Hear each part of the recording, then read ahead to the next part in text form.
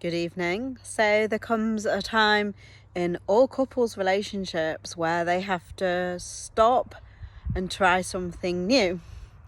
And this evening, Joe and I are going to try shearing one of our own sheep.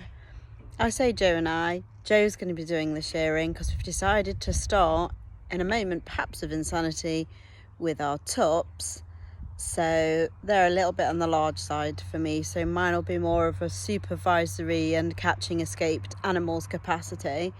So yeah, let's see how it goes. So here are our 3 breeding tops. They're all looking rather suspicious about the equipment that's been set up in the shed that they're in. Balmoral on the right is our youngest top and was actually sheared before he came to us, so he's got nothing to fear. It's the other 2 that we'll be doing. As you can see, they look like giant woolly bears, so definitely need doing. So Val's first, having his little haircut. The other 2 are feeling a bit vocal because Val's in charge in this group of 3, so they're not feeling very happy about the fact that the kingpin's left. They don't really know what to do about it, so they'll probably have a fight in a minute or escape. So far so good. Val's actually being a really good boy. We're managing to get all of that dirty, disgusting wool off him. He's looking a bit naked. I think he's going to feel so much better, aren't you, lad? Like I said, he is sitting like a really good boy. I should mention at this point that he weighs in at way over 100 kilos, so quite a hefty job doing this.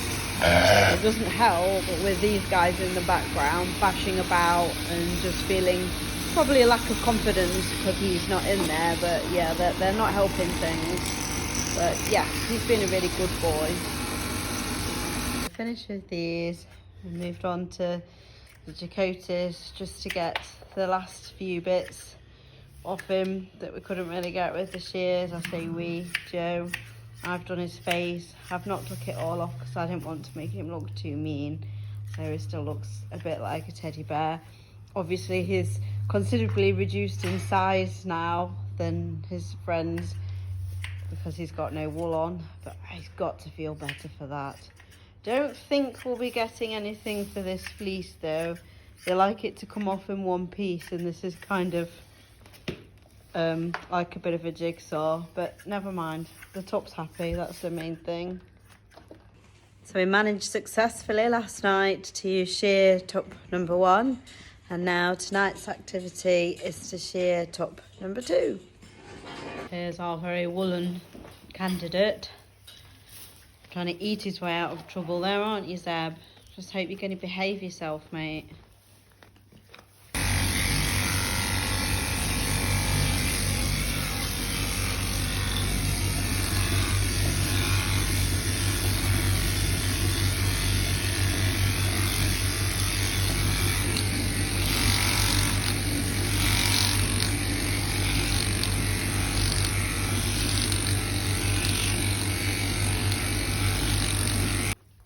So there they are, the 2 finished articles. I say finished. Seb did not enjoy his time at the hairdresser's anywhere near as much as Val, who still hated it. And so probably going to have to do his little testicles, I say little big testicles again on another evening. He's just got a bit stressed really tonight. So let him come back in the pen and have a bit of a chill with his buddies. So it's about a week since we sheared the tops, and now the shearer is coming to do the shearlings and the ewes. The ewes are back at the house because we weaned them off the lambs yesterday, and the shearlings are in here looking a bit suspicious. And in what I can only describe as a bout of insanity, Joe has decided that he's going to shear alongside Andrew to kind of get some tips. So I don't know how many animals Andrew's going to shear in the time that Joe shears one, and it's completely irrelevant. I don't mind so long as nobody gets nicked and it's a relatively decent experience because most of these guys in here, it's the first time they've been sheared. But I just think it's really funny that we've now got 2 boards and 2 sets of shearing equipment out together. So I've got some boards being set up. We've got a gate system so we can just have a couple of sheep in there at a time and then let them back out into the field. I've parked in a load of undergrowth, so probably won't be able to move my car in a minute. And Henry's happy playing in the trailer. That's his favourite part of being here. So yeah, let's see how it goes.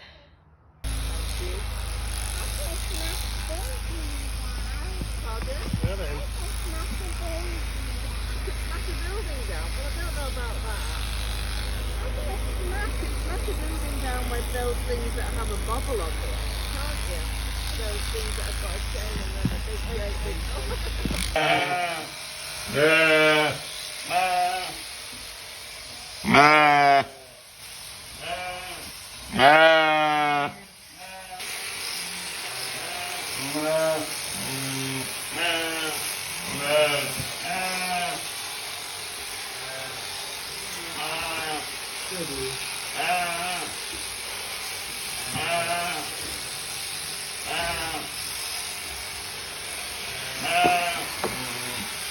So as you'll see from the clips, Joe's very much still in the learning phase of his shearing experience.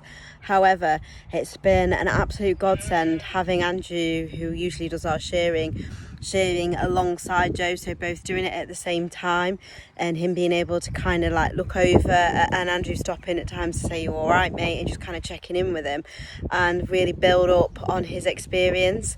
And it goes without saying that he's probably taken the same time to do one that Andrew may have taken like the time to do 4 or 5, but that doesn't matter. It's just all about adding to our skill set. And I mean, we had a bit of a laugh and joke with him as he was leaving to say, well, our time of not needing you is nowhere near yet. And the other thing is, on the flip side of that, we're constantly growing the flock. So huge respect to anybody whose job is shearing. Please don't contact me to ask for our shearer's details. He isn't a shearer by trade. He's a farmer. He's got 1,000,001 other jobs to do. He's just kind of doing it for us as a paid for favour. So he's not out for general use, so please don't ask. But if you are watching this and you're somebody that's considering what you should be paying to have your sheep sheared, I can tell you that if you've got a small number, you'll be paying a much larger amount per head and possibly a call out fee for your shearer than if you've got a large number. And we're at quite an awkward size now because we're kind of like more than what people would come to do if they were just a small holder, but a lot less than if we're commercial. We're kind of like somewhere in the middle. I think there's 20 odd sheep been sheared here over the last few days, so yeah, we're by no means a large concern, but it is quite a lot of work. And as you'll have seen from the video clips, at times it's back-breaking work, and being experienced and knowing how to handle the sheep, even just to catch them and get them out of the pen, to get them to come and sit and be sheared, you know, it's all part of the learning process. So it's very good for the physique, for the guns. So we're a few days on from when these sheep were sheared. They were sheared on Monday afternoon and it's now Friday evening. And these are our breeding ewes, so they're also drying off, having had their lambs taken off them. So they're kind of going through that process too. So it's fair to say they have had a stressful few days. But one of the things that we find stressful is that because we've not got loads of sheep, we do know them all by sight. So I still know that this is Zelda because she's very dinky, and also unfortunately she got nicked on her back, so she has had iodine sprayed on her. She's a very petite ewe, so I knew that was her still anyway. But and I think that's Zumba because she's one of our bigger girls, and I imagine she's been in there to get the prime of the hay. But yeah, it's really quite hard to tell who's who looking round. I'm kind of doing it as much by ear tag and by their bar as by sight, whereas normally we know exactly who is who. So until they start to grow some of their wool back, the kind of mysterious process will continue, and their bags are shrinking because obviously when they're feeding their babies they're producing milk all of the time, and the richer the feed that we give them in terms of grass and hard feed will mean that they're churning out more milk. And now they're on this very bald paddock with just a bit of hay that is helping them go through the process of their bag shrinking, because they don't need to feed offspring anymore. But I don't think we're quite ready to move them back out into a richer field. I think this is Athena, so she's one of the younger girls. Hello, darling. So she's like had her first baby this time round. I actually think she's took it all in a stride.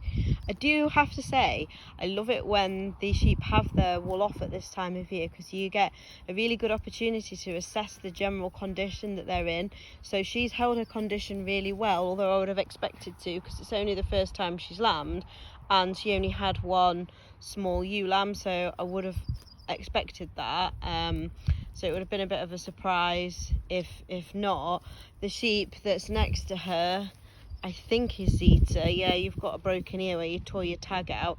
She lambed really early, so she was one of the first to have her baby. She's got a really big ewe lamb. I think that's the biggest lamb that we had this year.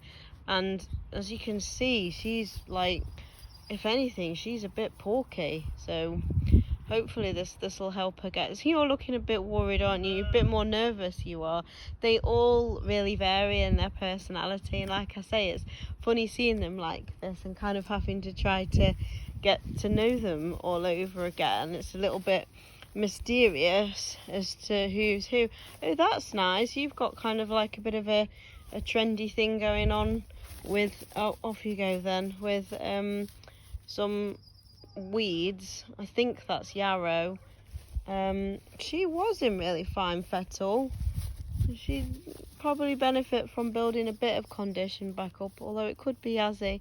It's really hard when they've been sheared to tell who's who. It's just until we kind of get used to them. And it's the same over at the other field, because we've got the same number. In fact, there's more of them being done over there. And just look at this for size difference. So this is one of the taller ones alongside one of the smaller ones. You really do get a variance. So sometimes you think you've got quite a big sheep and you get that wool off, and actually you just got a lot of jumpers. I should add as well, it's been like not a moment too soon for us to have done this job this week, because it's been absolutely boiling hot weather. So they've been really glad to be without their fleeces, particularly today where it's peaked at sometimes at 30 degrees, and they've just been in the stone shed on the stone floor, keeping themselves cool. Anyway, thank you so much for watching this part of our journey. Thank you to everybody who's liked us, and thank you to everybody who's currently following us. It's absolutely wonderful. Thank you very much, and keep up the good work, and I'll speak to you all again very soon. Bye.